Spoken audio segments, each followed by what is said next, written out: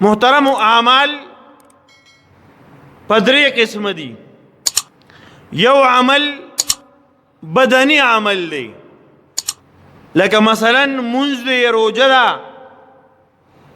د قرآن تلاوت دی، دا بدني عمل دی.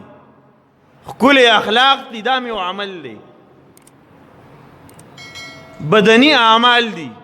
په دې کې د پیسو ضرورت نشته، مونځ کې هم پیسې پې نه لګي. که ته 5 مونځه کې او که 10 مونځه کې به جومات کې څوک پیسې نه لي. الله دې د هغې ورځ نه مونږ مسلمان محفوظ وساتي چې کله مساجدو باندې د غیرو تسلط راشي، بیا ما ورته ته وایي چې بھائی که مونځ کې نو ګوره اول به پیسې راکې، اول به دومره ټیکس ورکې، د هغې نه پس په مونځ کې څنګه چې په موټرویز یې ټیکس ورکې، دا ټک په سیند باندې پورې وځي ټیکس ورکې په نوښار کې. الله دې نه کړي که هغه ورځ راشي بیا په مانځه باندې ټیکس وي، نو ستاسو څه خیال دی؟ په جومات کې به څوک نه وي، طالب ورته پرته وي، نو او طالب ورته پرته وي. ځکه چې بیا مونږ خو په ټیکس باندې ایزیلوډ کوي شو، پای کې ټیکس ورکوي شو، خو جومات دپاره که را باندې لږه پابندي راله، لږه خرچه راله، لږ سخت را باندې راله، لږ را باندې څه ذمواري راله، نو بیا یې د مونږ نه یو تیار، بیا به د جوماتونه طالب راتی. بهرحال عرض مې کوم محترمو، یو دی بدني عبادت، دا د بدن سره تعلق ساتي، دا د مال سره تعلق نه ساتي.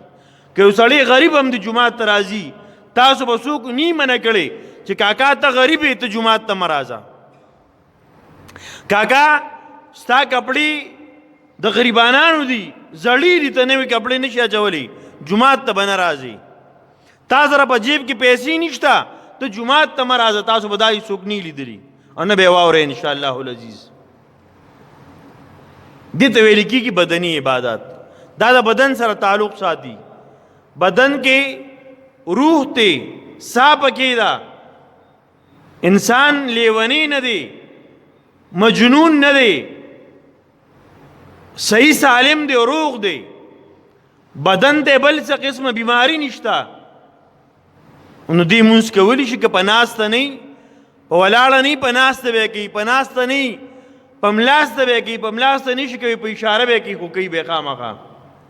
تر څو پورې چې پکې ساد او په هوش کې دی، بې هوشه نه دی. محترم دا عبادات چې دي دا بدني عبادت دی.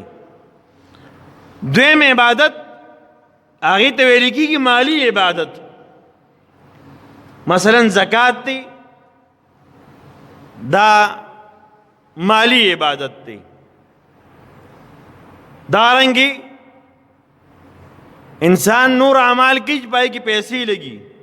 په پیسو باندې پای کې د پیسو قرباني ده، هغې ته ویل کېږي مالی عبادت.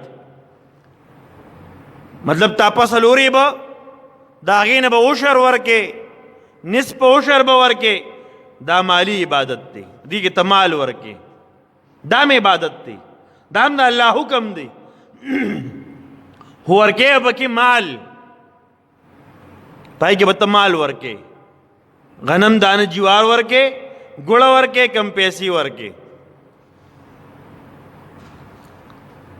محترم دریم قسم عبادت داسې دی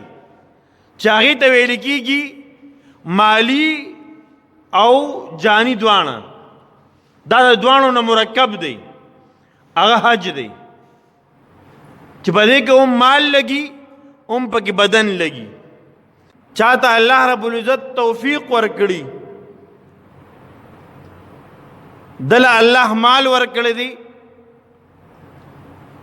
په هغې باندې دی داخله هم کوي شي، تګ او راتګ هم پې کوي شي، هلته هم پې خپل د ضرورت مطابق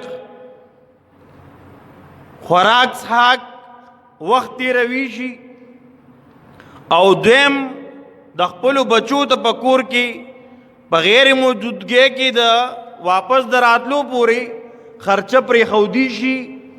او دې صحتمند دی، جوړ دی، صحتمند دی، داسې بیماری ورته نه ده لګېدلې چې هغې د وجې نه دی حج له نشي تللی دې سفر نشي کولی بعضې بیمار داسي هغه باندې ډاکټر منع کړي ته به سفر نه کې ستا دپاره سفر نقصان ده دی یا دې په سترګو معذوره نه په لاسو خپو معذوره نه دماغی کار کوي او دې طاقت لري د تلو راتلو په ده باندې حج په زندګۍ کې یو پیره دا فرض دی دا نارینا او زنانه هغه زنانه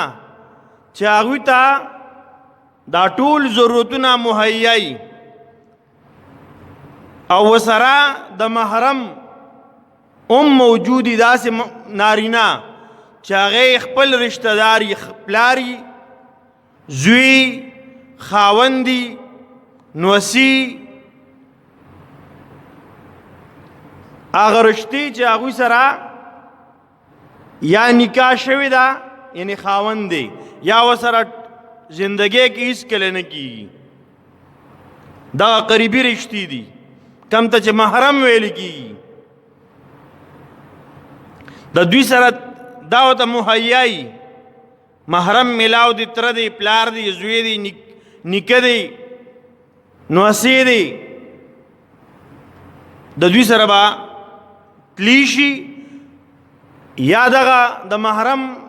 دا خرچه برداشت کوي شي یا محرم خپله خرچه برداشت کوي شي او زی نو په دې زنانه باندې هم حج دا فرض دی که داسې زنانه چې مالداره ده خو نه خاوند شته یې پلار نشته نیکه نشته محرم څوک نشته یا د محرم خرچه نشي برداشت کولی یا شتنه یا خرچه نشي برداشت کولی یا ورسره د محرم مالدار نشته چې هغه لاړ شي په خپل مال باندې نو دا زنانه اگر چې صاحب استطاعت تا چونکه محرم ورسره نشته د دې وجې نه په دې زنانه باندې نه حج فرض دی او نه په ده باندې عمره واجب ده او نه په سنت ده ځکه د زنانه لپاره چې دا کله شرعي سفر کوي سفر دومره کوي چې د شریعت مطابق سفر ګرځي اصح علماء کرام فرمایي د نن دور د فساد دور دی زنانه به لږ غونده کې سفر هم بغیر د محرم نه کوي د کوک کلي نه چې وځي دومره سفر هغه به د محرم نه بغیر نه کوي ځکه دا د فتنې دور دی دومره د فتنې دور دی نو په داسې فتنې په دور کې بغیر د محرم نه څوک عمرې لځي حج لځي علما کرام وایي اگر چې وشو خو دا سفر بغیر محرم نه وکړو په دې سفر باندې په دې باندې ګناهګاره ده